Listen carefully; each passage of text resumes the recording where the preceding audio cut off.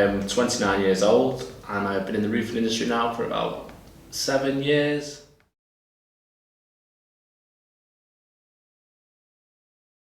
Coming into the industry for me, I was quite late.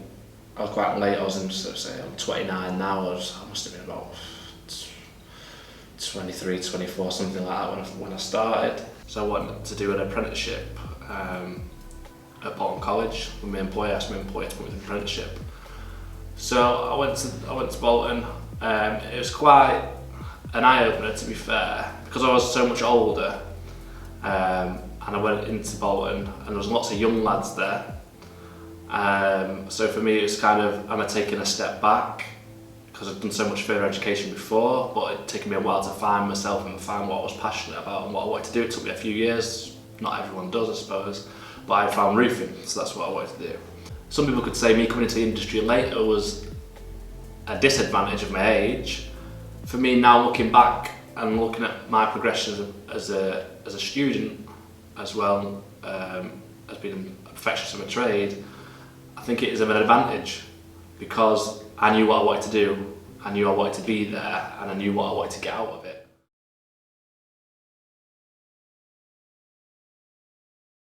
I think personally that the construction industry is a very good career path to follow because for young people of my generation, and for me personally, and being a male as well, I'm quite hands-on.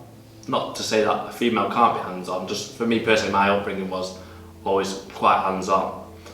And I think it's a good industry because it allows you to do that and also progress yourself as a person as well. Also, there is the perks of the job, the money can be quite good. If you're willing to put the work and the effort in and put the time into study and bettering yourself and really striving to be good and competent at your trade, there is a lot of money to be made. And then if you're looking at it long term of things, eventually if you do become a master of your trade, you can always teach it as well as you get older and you want to come off the tools. So there's lots of different avenues to go down. It's not just I'm a bricklayer and I'm a bricklayer for the rest of my life, or I'm a roofer and that's all I'm going to do for the rest of my life. You can branch out into all kinds of different areas. You're not tied down. It's a vibrant industry. It is what you make of it, I should say.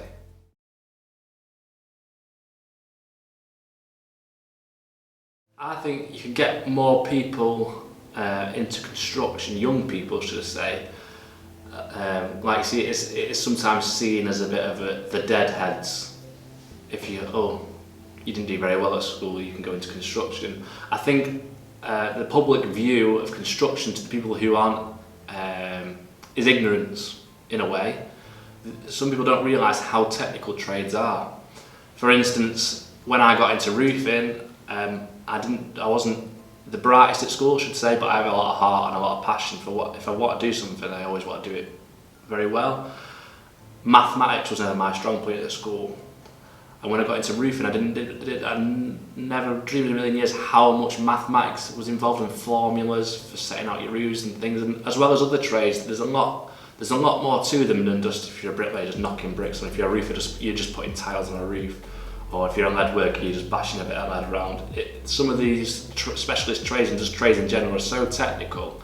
They need people who are quite very highly educated, really, to a degree. To really take it to the next level, especially when you work in a heritage area, you've got to have a lot about you.